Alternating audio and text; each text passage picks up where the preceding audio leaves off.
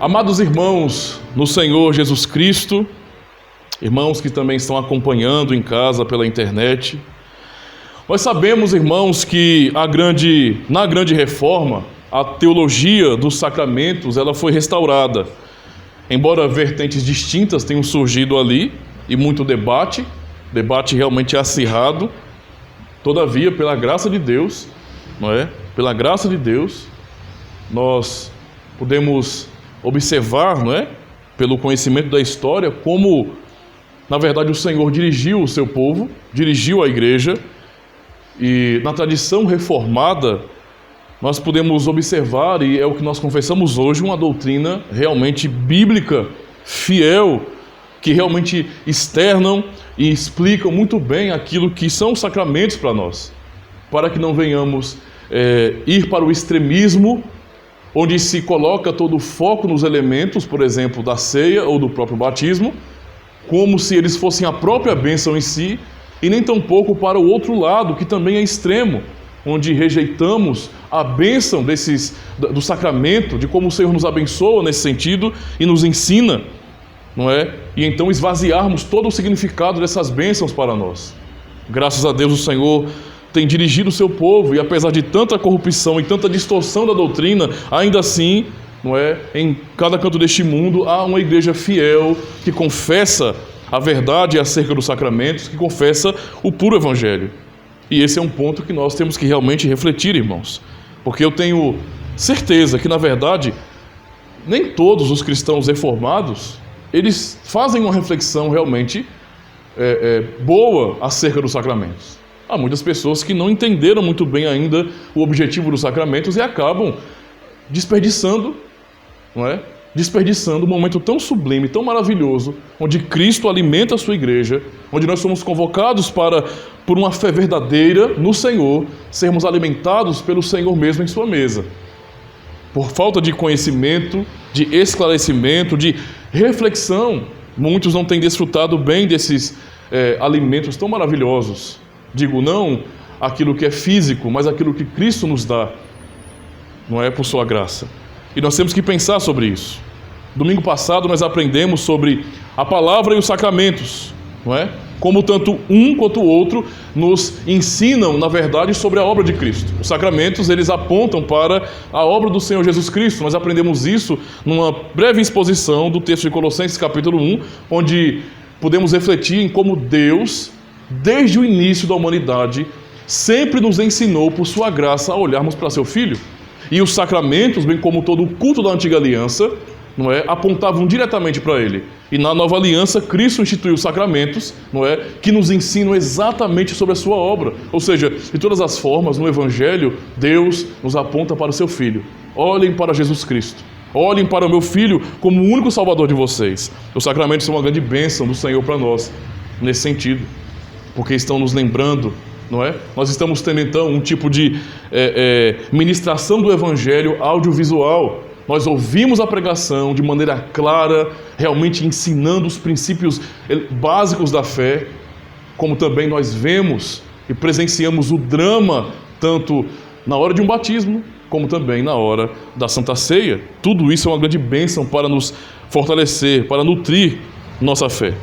Hoje nós vamos pensar sobre o batismo. Estamos já nessa parte do catecismo sobre os sacramentos, e iremos pensar sobre o batismo, não é? O batismo cristão, e como na verdade temos que compreender a bênção que isso significa para nós. Lamentavelmente, muitos cristãos não veem o batismo como sendo uma bênção real. Entendem o batismo, mais uma vez, como uma mera ordenança. O batismo é uma ordenança? É claro, bem como a Santa Ceia, mas é mais do que isso. E muitos resumem o batismo a isso, uma mera ordenança, não é? Vamos batizar porque é assim que tem sido feito. Basicamente, muitos batizam seus filhos, e eu não estou dizendo batismo somente pensando no evangelicalismo como um todo, mas também, não é, pode acontecer, e sim, eventualmente acontece, de reformados que conhecem a doutrina também levarem os seus pequeninos ao batismo por uma questão de mero tradicionalismo. Então nós temos que pensar sobre isso. O que isso significa para nós, não é? Eu quero ler as perguntas do Dia do Senhor 26, em nosso catecismo. A reflexão principal estará na pergunta 69, a primeira pergunta desse dia, mas eu quero ler todas as perguntas do dia do Senhor 26. Pergunta 69, domingo 26. De que modo o santo batismo lhe faz saber e lhe assegura que o único sacrifício de Cristo na cruz lhe beneficia? Do seguinte modo: Cristo instituiu esse lavar exterior e com ele deu a promessa de que, tão certo como a água remove a sujeira do corpo, assim também o seu sangue e espírito removem a impureza da minha alma, isto é, todos os meus pecados. Pergunta e resposta 70. Que significa ser lavado com o sangue e o Espírito de Cristo? Ser lavado com o sangue de Cristo significa receber de Deus o perdão dos pecados, por meio da graça, por causa do sangue de Cristo derramado por nós em seu sacrifício na cruz. Ser lavado com o Espírito significa ser renovado pelo Espírito Santo e santificado para sermos membros de Cristo, para que morramos mais e mais para o pecado e vivamos uma vida santa e irrepreensível. Pergunta e resposta 71. Onde Cristo prometeu que nos lavaria com o seu sangue e Espírito tão certo como somos lavados com a água do batismo? Na instituição do batismo, onde ele afirma: Ide, portanto, fazei discípulos de todas as nações, batizando-os em nome do Pai e do Filho e do Espírito Santo.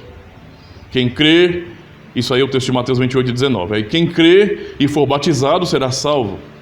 Quem, porém, não crer, será condenado. Marcos 16:16. Essa promessa se repete onde a Escritura chama o batismo de lavar regenerador e de purificação dos pecados. Eu quero ainda ler um texto da Palavra de Deus, que é o texto de Romanos. Romanos capítulo 6. A nossa ênfase será no verso 3 e 4, mas eu quero ler do verso 1 até o verso 11.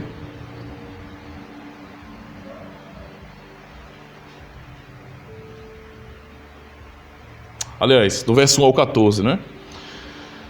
A ênfase, verso 3 e 4 de Romanos 6, porém vamos ler todo, do verso 1, na verdade, até o 14. Amém?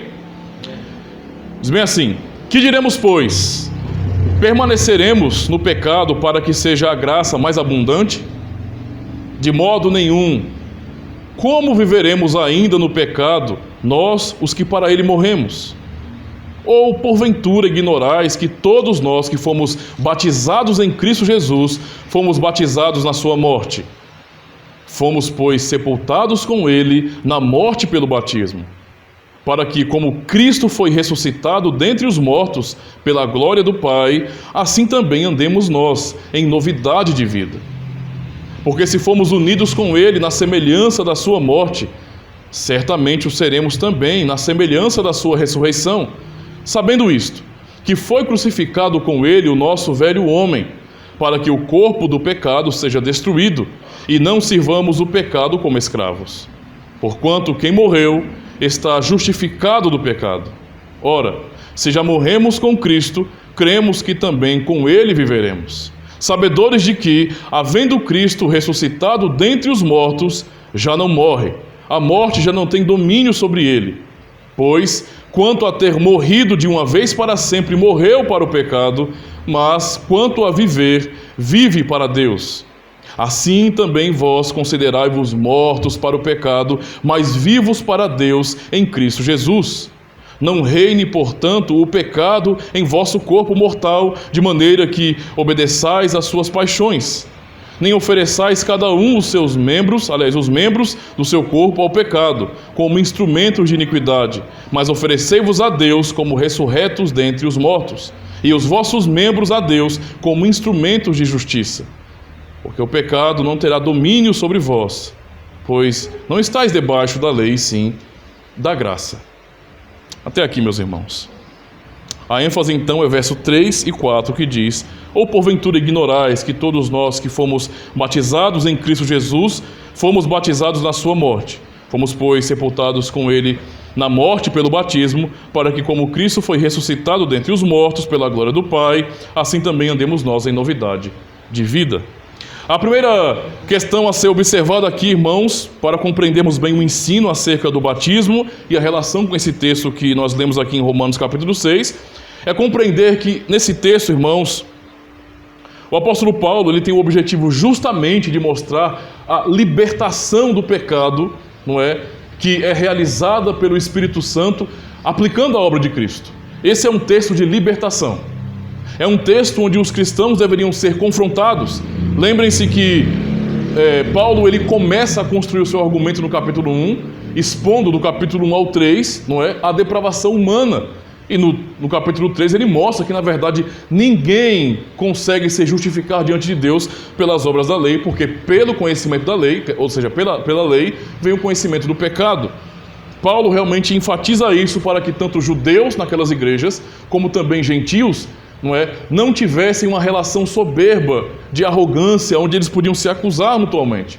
Principalmente pensando nos judeus daquele período, que tanto se orgulhavam por serem descendentes biológicos, de serem da família literal de Abraão neste mundo, por terem Moisés e tudo aquilo que os orgulhava muito. Paulo realmente expõe que ninguém conseguirá ser justificado diante de Deus pelas obras da lei. Paulo continua a desenvolver isso e ele então, uma vez que mostra a depravação do homem, uma vez que ele mostra como o homem caiu e está perdido, expondo essa realidade, ele vai justamente falar como o homem caiu e apontar para dois cabeças pactuais, no capítulo 5, a fim de que aqueles irmãos, ele primeiro no capítulo 4 fala sobre a justificação pela fé, de cara, explica como Abraão foi justificado e tornou-se pai de todos os crentes, porém, no capítulo 5 ele aponta para Cristo e para Adão, ou para Adão e para Cristo, mostrando em Adão nós nos tornamos assim. Toda essa situação de depravação que eu acabei de expor, isso começou com Adão em seu pecado no paraíso. Ele era o nosso cabeça pactual, o cabeça pactual da humanidade, e nele todos nós fomos condenados. Mas agora Deus levantou para nós, como foi prometido lá atrás, um novo cabeça pactual, um novo líder para o povo que ele elegeu, e esse é Cristo. E nele é que nós temos vida. E então, uma vez que ele expôs o que é a vida que nós temos em Jesus Cristo, ele começa a falar justamente acerca de batismo, porque é citado isso aqui, na verdade tem um ensino sobre isso, mas falando especificamente sobre a vida, de liberdade em Cristo Jesus. Para que Cristo tornou-se nosso cabeça pactual? Por que ele morreu por nós na cruz? Por que nós conhecemos a Cristo? Qual a razão de sermos cristãos? Por isso mesmo que ele inicia no capítulo 6, na pergunta, aliás, no início aqui nessa pergunta, que diremos, pois? Permaneceremos no pecado para que seja a graça ainda mais abundante? Uma vez que no capítulo 5 fica claro, porque capítulo 4 já é dito isso, fomos justificados pela fé e não por obras, como Abraão. E uma vez que ele aponta para Cristo como o Salvador, aquele que nos salva por sua graça, aquele que fez tudo e nele nós somos salvos, poderia ficar justamente esse tipo de pergunta, como acontece hoje também. Ora, assim é fácil demais, Eu posso viver a minha vida depravada, leviana, afinal de contas Cristo morreu por mim,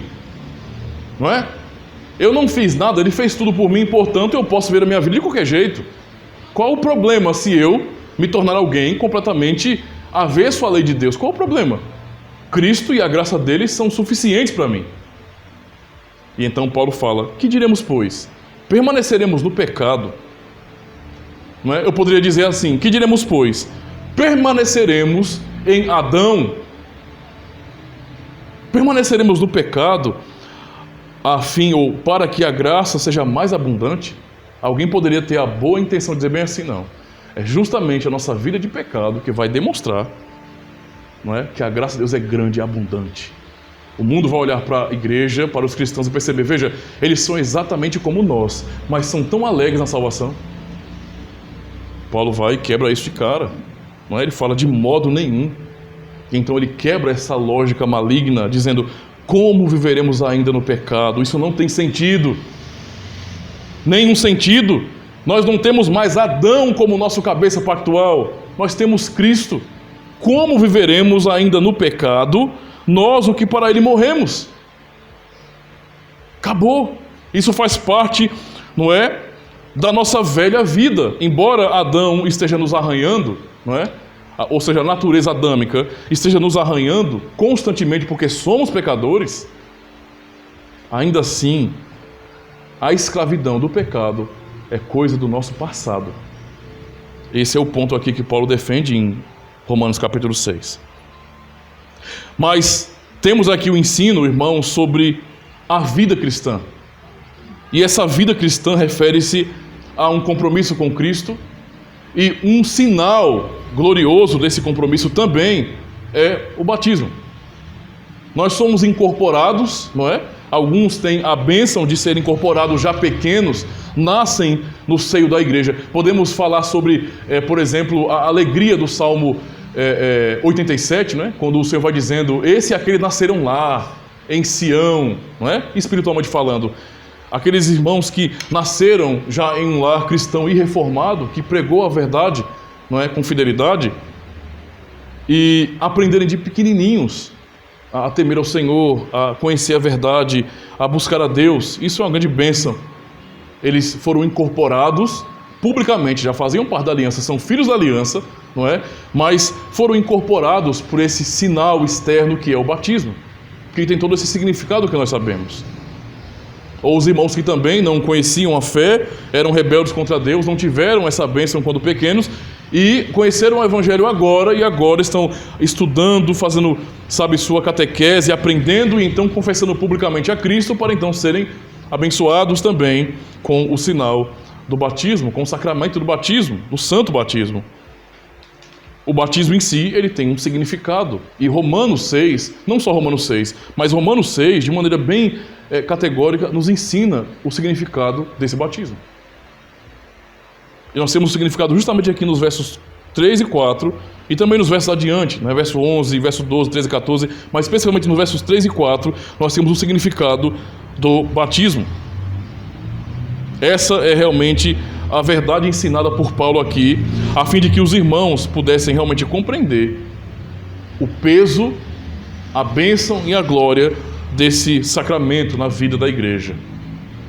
Primeiro, então, Paulo explica que se nós somos cristãos, e o pressuposto é, somos batizados, como cristãos, não é? Ordinariamente recebemos o sinal da aliança, da graça, que é o batismo, o sacramento do batismo. E então, o que ele quer fazer aqui é chocar, não é, os cristãos daquele momento, para que eles pudessem raciocinar se a vida de alguém que recebeu uma marca, um sacramento, um sinal que o identifica diretamente com o Deus que o chamou, com Jesus Cristo, não é? Se a vida desregrada, a vida devassa, depravada, combina, não é? Faz sentido em um contexto onde você tem um compromisso com Deus. Não faz nenhum sentido. Paulo defende isso, aqui, não é?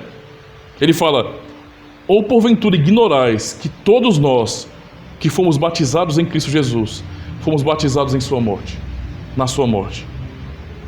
Fomos, pois, sepultados com Ele na morte pelo batismo, para que como Cristo foi ressuscitado dentre os mortos pela glória do Pai, assim também andemos nós em novidade de vida. Essa é a esperança, o ensino que Paulo traz acerca do significado do batismo. O significado do batismo é justamente esse, irmãos, é justamente o nosso sepultamento, é justamente a morte em Cristo para nós. O batismo ele traz como significado para o povo de Deus, e essa é a consciência que nós vamos recebendo pelo ensino que nos é oferecido desde pequenos, e os pais têm que ensinar isso aos filhos, para que quando eles cresçam e possam fazer a sua pública profissão de fé, façam com essa consciência, tal como nós adultos devemos ter essa consciência do mesmo jeito. Há quantos adultos que não se batizam por razões secundárias? Não por essas.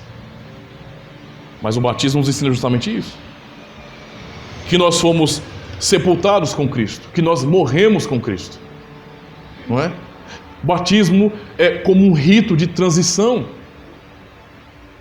de mudança radical, onde nós pertencíamos, na verdade, a um reino e agora pertencemos a outro. Onde não tínhamos Deus como nosso Senhor e agora o temos como nosso Senhor. A mudança entre aqueles que estavam afastados de Deus, não podiam ser chamados de filhos de Deus, e agora o podem, pelo poder do Evangelho, pelo poder de Cristo, não é? O que Cristo nos ensina, irmãos, em sua palavra, o que Paulo está ensinando aqui é que esse batismo, com todo esse significado, ele tem consequências na nossa vida.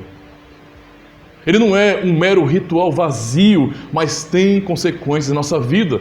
E essas consequências devem ser vistas, não podem ser ocultas. Às vezes as pessoas não querem assumir a responsabilidade do seu batismo. Nós somos batizados uma vez só, e isso nos basta. E esse batismo que recebemos uma vez deve sempre nos fazer lembrar. Nós temos sempre que olhar para esse batismo e lembrar quem nós somos. Temos que lembrar quem nós somos. Temos que apelar para isso, não é? Dizer eu sou batizado não pode ser uma coisa vazia para nós, mas tem que ser algo que pese em nosso coração. Eu sou batizado. O que você quer dizer com isso? Que alguém colocou água na sua cabeça? Ou que você mergulhou numa piscina? Não. Quando eu digo que sou batizado, significa dizer, e é o significado para mim, pessoalmente falando, não é? Que eu morri em Cristo Jesus. Em que a morte dele na cruz é uma verdade na minha vida. Eu estava lá com ele, morto com ele. E então, tal como Cristo ressuscitou dentre os mortos pela glória do Pai, assim também ele me fez nova criatura. Esse é o significado do batismo, não é? Purificação, não do nosso corpo, porque isso é um sinal externo, mas da nossa própria alma. É isso que Paulo está ensinando aqui, confrontando aqueles irmãos, não é? Com esse entendimento de que pertencermos a Cristo tem consequências na nossa vida, que devem ser vistas, não é? Tem implicações profundas para toda a nossa vida. Este é o significado que temos que guardar em nosso coração. Mas o batismo, irmãos, ele também nos traz e nos ensina uma esperança, nos dá algo seguro. Podemos ver então que o sacramento do batismo nos direciona para a obra de Cristo. Aprendemos pelo símbolo do batismo que tão certo quanto a água purifica, não é, o meu corpo, isto é, lava o nosso corpo realmente da sujeira, assim também o sangue de Cristo derramado por nós e o seu Espírito derramado sobre nós, e que agora habita em nós, nos purifica dos nossos pecados, nos lava, nos regenera. No verso 5 lemos que se fomos unidos na semelhança da sua morte, certamente o seremos também na semelhança da sua ressurreição. Veja que uma coisa é equivalente à outra. Se nós falamos de unidos a Cristo na semelhança da sua morte, isto é, se eu posso dizer o que Paulo fala em Gálatas, por exemplo, já estou crucificado com Cristo e agora vivo não mais eu, mas Cristo vive em mim, se eu realmente creio nisso e vivo assim, eu posso ter a convicção de que semelhantemente, do mesmo jeito, eu serei semelhante a Cristo em sua ressurreição. Uma coisa está equivalente à outra, está ligada à outra, não se separa. Logo, eu posso entender que se eu não viver como quem morreu em Cristo, eu também não vou ressuscitar nesse sentido. Já agora, se alguém não vive assim, fica claro que não há uma nova vida em Cristo ali, e tampouco haverá no futuro. Não é? Então, é um alerta para nós. Quando pensamos, por exemplo, na circuncisão ordenada a Abraão e a seus filhos, podemos perceber, então, esta esperança ensinada por Deus. Muitos que negam, não é, aquilo que é óbvio na Escritura, como, por exemplo, a aliança, acabam tratando a circuncisão como uma mera identificação nacional, não é? É só um símbolo da nação. É só para dizer que eu sou israelita. Veja, a própria nomenclatura, o que nós usamos como israelita é uma referência espiritual. Ela não é nacional, simplesmente. Né? Hoje nós chamamos o povo de Israel, a nação física real de Israel, de israelitas. Não, eles são israelenses. A identificação aqui de israelita, ela tem um peso na Escritura. Tanto é que a igreja é o Israel de Deus. Israel é uma referência espiritual daquele povo. Entende? Então é diferente, israelense e israelita. Israelense só que nasceu lá. Israelitas são aqueles que são realmente filhos de Abraão pela fé. São os descendentes, não é? Os herdeiros da promessa. Então eles tratam a circuncisão assim, como se fosse uma coisa tão boba, tribal, nacionalista. Tratam assim, não é? E não entendem que a circuncisão era um sacramento da antiga aliança e que essa circuncisão apontava justamente para a obra de Cristo. Vejam como é realmente tão claro o que nós aprendemos no batismo e na circuncisão. A circuncisão apontava para a obra de Cristo. Todo o sacramento, todo o culto, toda a lei aplicada de forma cerimonial apontava exclusivamente para a obra redentiva de Cristo na cruz do Calvário. A circuncisão, não é? Na circuncisão acontecia derramamento de sangue. Todo o sacrifício cruento apontava para a obra de Cristo. Todo o sangue derramado apontava para o sangue do Senhor Jesus Cristo. Assim acontecia com os meninos que eram levados com 8 dias de nascido para serem circuncidados. E a circuncisão tinha um significado realmente muito importante, irmãos. Tanto é que aprendemos, não é? No próprio Pentateuco, em Deuteronômio mesmo, que a circuncisão física, sem haver uma circuncisão no coração, não serve de nada. A circuncisão, ela era um sinal espiritual na vida do povo, não é? De pertencimento, um sinal de purificação, de libertação dos pecados. Quando Deus deu a circuncisão a Abraão e a seus filhos, o que o Senhor estava dizendo? Justamente isso. Com esse sinal eu estou dizendo que você não é mais do mundo. Com esse sinal eu estou dizendo que a minha marca, a marca desta aliança está em você. E essa marca significa que eu sou o seu Deus e você é meu. Vocês são o meu povo. Vocês não estão mais sem serem discriminados com o mundo. Não, vocês são diferentes. Vocês são distintos. Não porque são melhores, mas porque eu os escolhi e coloquei a minha marca em vocês. O meu sacramento em vocês. Esse é o significado. O cortar, por exemplo, a carne do prepúcio do órgão genital masculino era justamente para dizer que alguma coisa estava sendo tirada com um significado justamente de pureza. Tanto é que o circuncidado era uma coisa obrigatória, não é? Aqueles que eram circuncidados, ou seja, os israelitas, eles deveriam viver não de acordo com o resto do mundo, mas de acordo com a vontade de Deus, de acordo com a lei do Senhor. Era um sinal, então, de separação do mundo, um sinal de que eles pertenciam a Deus, não é? E de que Deus estava os purificando de seus pecados. E era um sinal também que ensinava que um dia o sangue santo de seu filho seria derramado de uma vez por todas.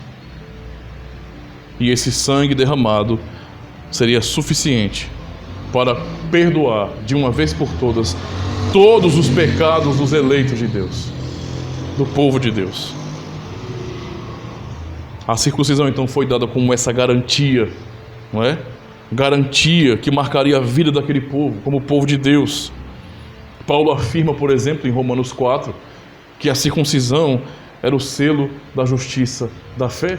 E Paulo leva-nos ao raciocínio dizendo, olha, quando que Abraão foi circuncidado? Antes ou depois de crer? Para ser mais claro, para ser mais básico. Antes ou depois de crer? Ele fala, olha, aliás, quando ele foi justificado, antes ou depois da circuncisão? Esse é o raciocínio dele, na verdade. Não é? E ele fala, olha, ele primeiro creu, não é? E isso lhe foi imputado para a justiça. Gênesis capítulo 15, verso 6. E depois ele recebeu a circuncisão, o sinal da circuncisão, como o selo da justiça desta fé. Como um sinal de que ele pertencia a Deus, de que ele tinha um compromisso com Deus. Como um sinal de que Deus justifica pela fé. O que o batismo nos ensina? Que Deus, em Cristo, nos perdoa de todos os nossos pecados. Nos ensina que o sangue de Cristo derramado por nós, bem como o seu Espírito derramado em nós, nos purifica, nos lava, nos regenera. E, portanto, aí está a justificação. O batismo, então, mesmo como sendo um símbolo tão simples, tão simples, irmãos, que qualquer criança maiorzinha consegue entender. Não é nada complexo, não é? Não é um tipo de simbolismo complicado, difícil de compreender, um código realmente complexo, não. É um símbolo simples, que qualquer um entende no mundo inteiro. No mundo inteiro. Qualquer cultura deste mundo, não é? Até aqueles que não são civilizados, não é? Até índios, pessoas que vivem na mata, na floresta, sabem para que a água serve. Para lavar. As pessoas se banham nisso, não é? Se lavam nisso. Então é um sinal tão simples e que nós somos tão familiarizados, não é? Ainda mais brasileiros que gostam muito de tomar banho 3 vezes por dia, 4 vezes por dia, se for possível, né? Porque aqui é um pouco quente, então o pessoal toma banho. O pessoal lá, os países frios não tomam muito banho não, mas a gente toma banho com força, não é? Nós sabemos muito bem, não é, o uso disso. Nós lavamos os nossos pratos, as nossas roupas. É um símbolo muito simples, irmãos, mas que nos comunica tanto, que nos ensina de maneira tão gloriosa como Cristo nos transforma, nos limpa, não é? Purifica a nossa alma, a nossa mente, e então nos conduz ao seu reino. Esse é o ponto aqui. Por isso, quando nós olhamos para o batismo como também, nesse sentido, selo da justiça da fé, um sinal de que Deus nos justifica, essa é a promessa do batismo. Nós não batizamos os filhos porque cremos que eles serão salvos por causa do batismo em si, mas porque cremos que Deus é fiel às suas promessas. E que Deus, não é, Ele pode sim salvar os nossos filhos, não é? Salvar de verdade. Enquanto estão pequenos, o que nós podemos crer de todo o nosso coração, pela fidelidade de Deus, que como filhos da aliança, eles são do Senhor. Mas quando crescerem, e que eles pessoalmente terão que fazer a sua pública profissão de fé, não é? Nós podemos crer e fazer a nossa parte obedecendo ao Senhor. Obedecendo ao Senhor e suplicando a Ele: Deus, tem misericórdia dos meus filhos, os salva. Tem misericórdia deles. Deus, aplica a obra de Cristo na vida dos meus filhos. Senhor, há uma promessa no batismo: um dia eu os levei ao Senhor. Um dia, como aqueles pais nos evangelhos conduziram seus filhos a Cristo, eu os conduzi ao Senhor também. Salva meus filhos, não é? Faz com que o sinal, faz com que o sacramento do batismo, todo o seu significado, todas as promessas ali sejam cumpridas na vida dos meus filhos. Que eu os veja temendo o Senhor, amando o Deus Todo-Poderoso. É assim, irmãos. Assim era a circuncisão, não é? Sim. Assim era a circuncisão. Essa é a maneira amorosa como o Senhor nos guia na fé. Ele nos deu os sacramentos, não é? Como o do batismo, para olharmos diretamente para o Senhor Jesus Cristo e sua obra por nós. O Senhor, por meio desse sacramento, nos ensina sobre a purificação que Ele traz e nos ensina algo muito importante. A água que nós usamos, não é? Nós usamos para limpar coisas, mas ela é um pouquinho limitada, né? Não é à toa que a gente usa detergente, sabão, a bagaceira toda aí, né? Mas a água que nós usamos, tão comum e necessária, ela não pode nos lavar de nossos pecados.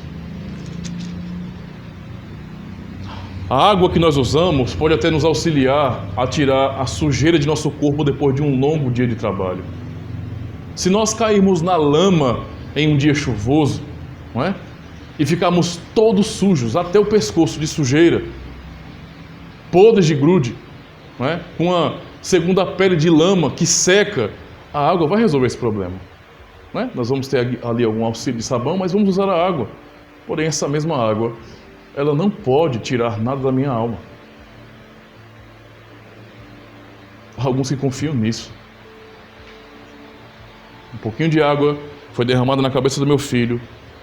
Ele agora foi purificado de todos os seus pecados. Nós não podemos saber disso, irmãos. Isso pode e não pode ser verdade. Entende? Enquanto são pequenos, nós confiamos. Mas eles vão crescer um dia. E isso vai tornar-se evidente se são ou não. A verdade é que a água do batismo não nos purifica. Cristo nos purifica com seu sangue. E o Espírito Santo nos regenera, nos limpa, não é? Como realmente água derramada em nós, mas em nossa própria alma.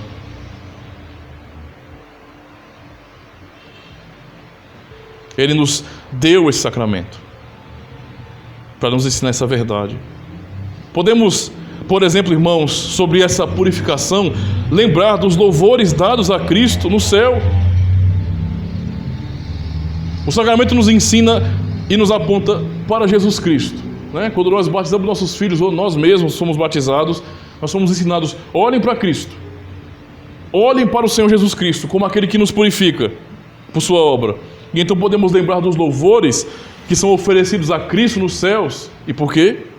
Por exemplo, observando o texto de Apocalipse, nós vemos bem assim, Apocalipse capítulo 5, diz bem assim: e entoava um novo cântico, dizendo: digno és de tomar o livro e abrir-lhe os selos, porque foste morto, e com o teu sangue compraste para Deus os que procedem de toda tribo, língua, povo e nação. É isto que acontece quando nós somos marcados pelo selo da aliança da graça. Não que o próprio selo em si ou a água vá fazer isso, mas porque Cristo o fez. Ele fez isso por nós, não é? Ele foi quem deu o seu sangue para comprar homens de toda língua, de toda raça, não é? De toda tribo. Quer dizer, me perdoe, não vou nem falar raça, mas de toda tribo, língua e nação, porque a bem verdade, pensar nessa questão de raça é uma coisa meia tola, né? A gente tem que rejeitar isso. Nós somos humanos, né? Essa é a realidade. Essa distinção de raça é coisa de bicho, né? E coisa de evolucionista, darwinista, né? Que separa pessoas assim. Nós somos imagem e semelhança de Deus, é isso. Se há uma raça que nós temos, é essa, não é? Isso é importante, irmãos. É isso que acontece no céu, o louvor a Cristo por sua obra em nos purificar pelo seu sangue. Fazemos a mesma coisa aqui. Podemos louvar a Cristo, tal como os anjos nos céus, pela purificação que Ele nos traz pelo seu sangue e pelo seu Espírito. Podemos então pensar no que significa ser lavado com o Espírito Santo e com o sangue de Cristo, simbolizado no batismo. A pergunta 70, por exemplo, nos diz isso aí, não é? O que significa ser lavado, então, e com o sangue e com o Espírito de Cristo? E a resposta, ser lavado com o sangue de Cristo, significa receber de Deus o perdão de pecados, por meio da graça, por causa do sangue de Cristo derramado por nós em seu sacrifício na cruz. Mas ainda temos o que responder, o que aprender no texto de Romanos capítulo 6 sobre o significado. Por exemplo, e esse é o ponto que eu quero dar ênfase agora, como ponto final da pregação. O apóstolo Paulo aqui está confrontando aqueles crentes a raciocinarem, a entenderem que se nós somos cristãos, ou seja, se nós fomos marcados pelo Senhor, fomos batizados em Cristo, o significado do batismo, a vida de piedade é a vida comum para quem foi batizado em Cristo. E Paulo então nos mostra exatamente quais são as implicações do batismo. As implicações do batismo. Na instituição do batismo, temos essa promessa, irmãos. Mas o que isso implica para nós que confessamos a fé em Jesus Cristo? Paulo ensina que o batismo tem o significado de que morremos para o pecado e que o velho homem foi crucificado com Cristo. Agora, pelo batismo, nós pertencemos pactualmente a Deus. Isso é uma coisa importante para nós. Quando nós falamos, por exemplo, cantando no Salmo 24, cantaremos no início do culto à noite: do Senhor é a terra e a sua plenitude, o mundo e todos os habitantes seus, né? Quando nós cantamos esse salmo, quando nós lemos esse salmo, nós confessamos que o Senhor é o dono de tudo, de cada ser humano neste mundo. Entendeu? Eu poderia até dizer, para quem se escandalizaria com isso, que se escandalize, mas Deus é o dono de tudo. Ele é o dono, não é? De Hitler, de Stalin. Porque alguém vai, por que eu estou dizendo isso aqui? Porque alguém pode dizer bem assim, não. Deus é dono da gente, agora daqueles cão ali não é não, né? Não é assim. Deus é dono de tudo, absolutamente tudo. Porém, eu citei aqui que nós pertencemos a Deus de maneira pactual. Por quê? Porque uma coisa é, como criaturas, pertencermos a Deus. E outra coisa bem diferente é, pactualmente pertencemos a Deus. Abraão sempre foi de Deus. Mas Abraão passou a ser de Deus quando Deus o chamou. Entende? Houve um pacto para que esse pertencimento, não é, tivesse realmente um relacionamento real e um compromisso. Deus, então, nos ensina isso. Nós somos batizados em nome do Pai, do Filho e do Espírito Santo. As palavras de Cristo no batismo são palavras pactuais. São palavras de intimidade, de relacionamento. Vocês pertencem a Deus, não é? Ao Deus triuno. E não para vivermos para nós mesmos. E esse é o ponto, são as implicações. Mas para aquele que nos chamou, que nos marcou, que fez aliança conosco e que nos comprou com seu sangue. Aquele que nos comprou com seu sangue nos marcou em nome do Deus triuno. Pertencemos a ele. Tal como lembramos de Abraão, que era um idólatra comum, vivendo em Ur dos Caldeus, e quando foi chamado por Deus, teve uma transformação grandiosa em sua vida. Ele não pertencia a Deus, então, pactualmente, mas ao ouvir as promessas, crer, não é? Pela operação do Espírito Santo, por meio da palavra de Deus, da promessa de Deus, tornou-se então membro da aliança. De morador de Ur dos Caldeus, ele passou a pai de todos os que creem. Romanos 4 fala sobre isso. Então há uma mudança muito grande aí. É isso que Paulo fala então no capítulo 4 de Romanos, não é? Fomos, pois, sepultados com ele, e no versículo 4 ele fala isso. Fomos, pois, sepultados com ele na morte, não é? Pelo batismo, para que, e essa é a ênfase, como Cristo foi ressuscitado dentre os mortos pela glória do Pai. Olha as consequências, as implicações. Não é uma coisa bonitinha para se admirar. Puxa, que coisa bonita, me enche os olhos de lágrimas. Não, isso tem uma aplicação para a nossa vida. Ele fala, como aconteceu com Cristo, que ele morreu e foi ressuscitado pela glória do Pai, assim também andemos nós em novidade de vida. Né? Lembre de Abraão. Abraão estava ali como um bom idólatra que não conhecia Deus, a sua vida comum, ele tinha uma história, ele era alguém naquele meio, ele tinha uma cultura, uma família. Deus vai até Abraão e fala, Abraão, não é?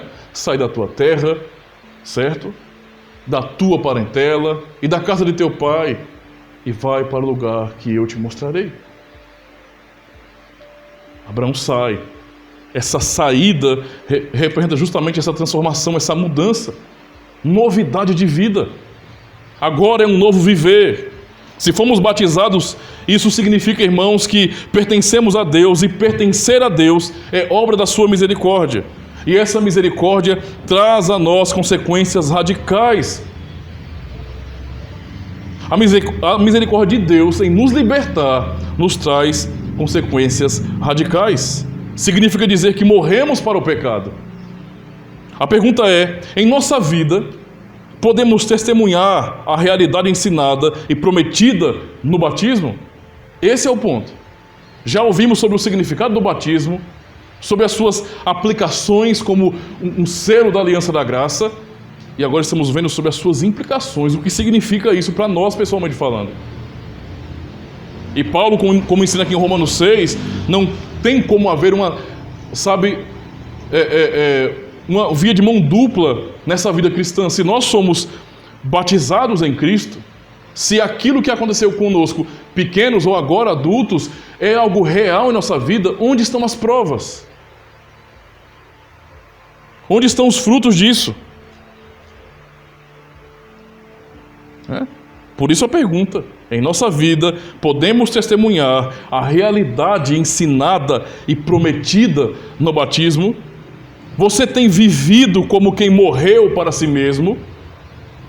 Você vive uma nova vida hoje?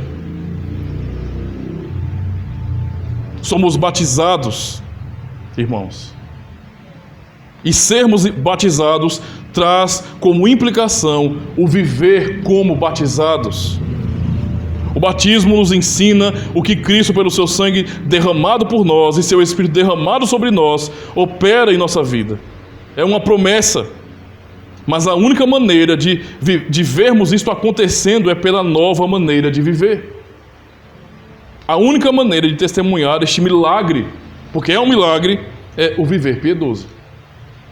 Se não há vida piedosa, temor ao Senhor, vida no Evangelho, logo o que foi feito no batismo não tem sentido. Alguns realmente transformam o batismo que receberam em mero tradicionalismo. E como isso é pobre, irmãos. Como isso é pobre. Tal como a circuncisão só tinha real valor se fosse no coração. Do contrário, seria apenas uma cirurgia. Um rito tribal nacionalista. O batismo só mostra seus efeitos na própria vida do batizado quando tal pessoa, não é circuncidada ou batizada em seu próprio coração. Quando há mudança real. Do que adianta apenas confessar com os lábios que crê no santo batismo? Do que adianta ler sobre este assunto e tornar-se um grande teórico acerca dos sacramentos? Eu manjo de sacramento, viu? Quer debater, debata comigo. O batismo não é apenas para ser entendido, irmãos. E esse é um ponto muito essencial aqui. Na verdade, a fé não é algo para ser apenas entendido, mas para ser vivido. O batismo, então, não é simplesmente isso. Eu compreendo, eu entendo, mas é para ser confessado e vivido. Eu entendo, eu creio, eu confesso e eu vivo de acordo com esse batismo, como quem pertence a Deus. E aí, a pergunta, nós não somos reformados? Não é? Ser reformado, literalmente falando, não significa dizer que nós somos bíblicos. Talvez você tenha levado os seus filhos para o batismo. Muito bem, isso é realmente algo necessário. Mas a pergunta é, você está se sacrificando? Você levou seus filhos ao batismo, mas vocês têm se sacrificado, não é? Em orações e na educação cristã, e na pregação para a sua própria família, nutrindo suas crianças da boa palavra de Deus, fazendo todo o esforço até que Cristo seja gerado em seus filhos? Essa é a pergunta, porque se não houver isso, como seremos diferenciados daqueles que levam seus filhos para um batismo apenas tradicional? Qual a diferença nossa, não é, se não tivermos compromisso de conduzir nossos pequeninos a Cristo de verdade, não é, daqueles que fazem simplesmente porque disseram que tem que fazer? Não há diferença nenhuma, não é?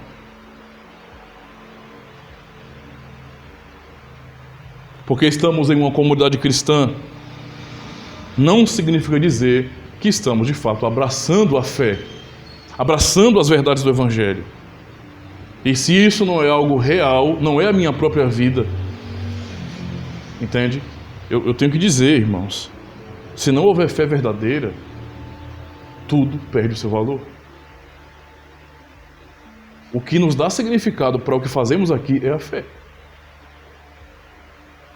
Participar de um culto solene, levar nossos filhos para o batismo, participarmos da ceia, sem fé, nenhuma das bênçãos que são ensinadas e ministradas aqui serão reais em nossas vidas.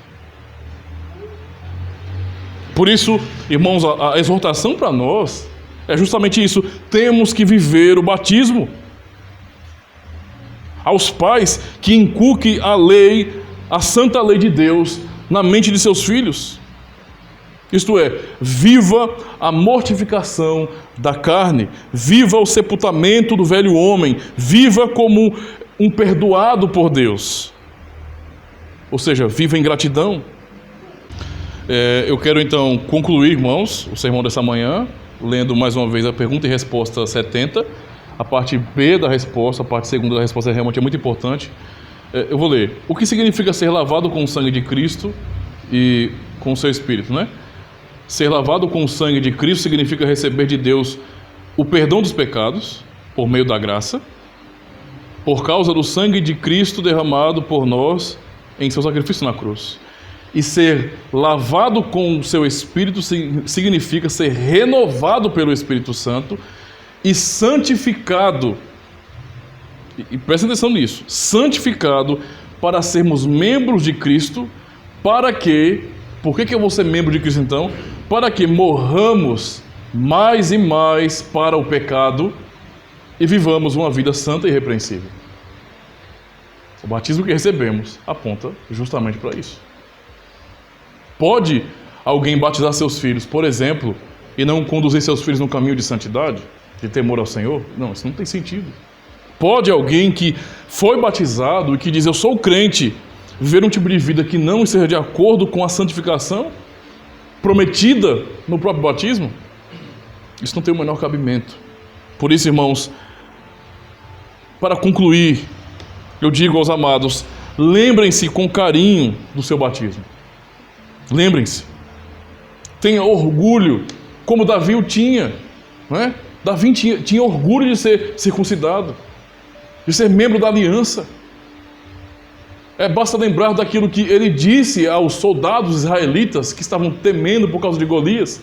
Quem é esse incircunciso para afrontar o Deus dos exércitos de Israel?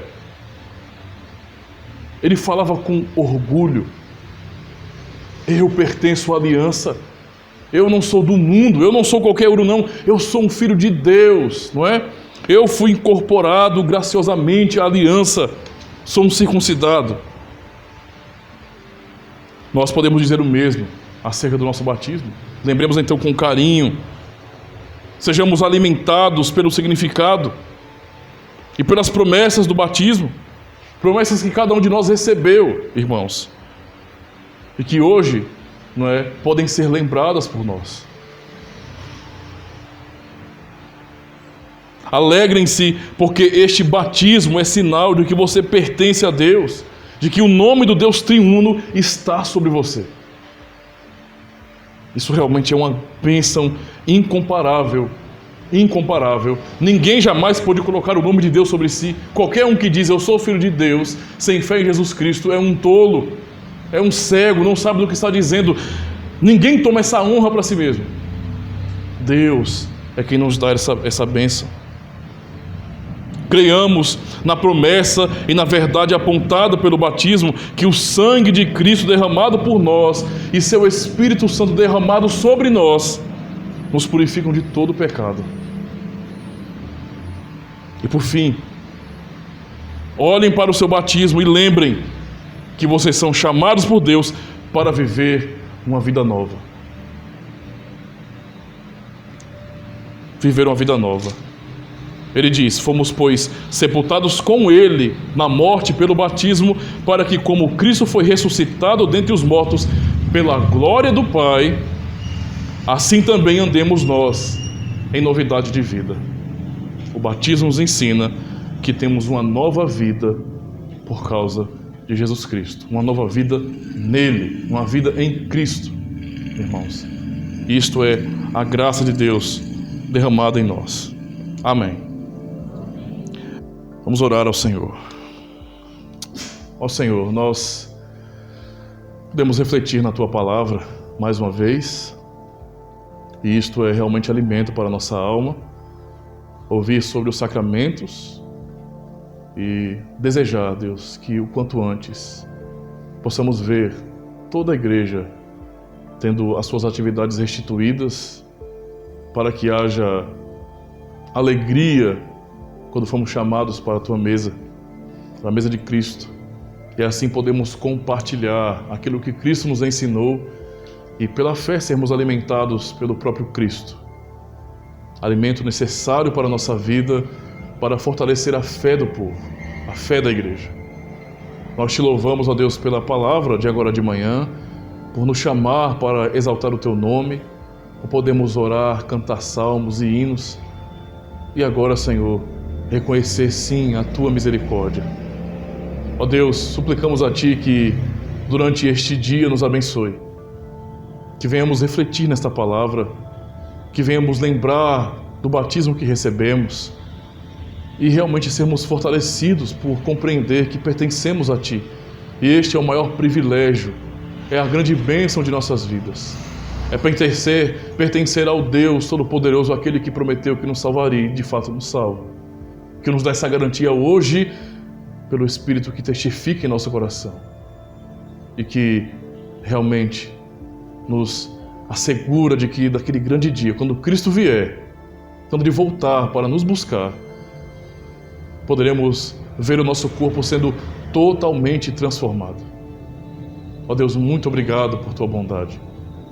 Que venhamos desfrutar da alegria do dia do Senhor, que durante todo o tempo que temos antes da Santa Convocação pela noite, nós venhamos aproveitar, Senhor. Aproveitar para Te dar honra, para Te dar glória, para aprender mais do Senhor, para orar por nossos irmãos, para orar pela igreja, por nosso país. Há tanto, ó Deus, para orar, há tantos motivos, tantas razões. Leva-nos a uma vida de piedade, em honra do Teu nome. Nós pedimos que nos guarde, para que logo mais à noite possamos nos reunir mais uma vez e assim invocar o Senhor, o Teu nome publicamente. Em nome de Cristo nós oramos. Amém.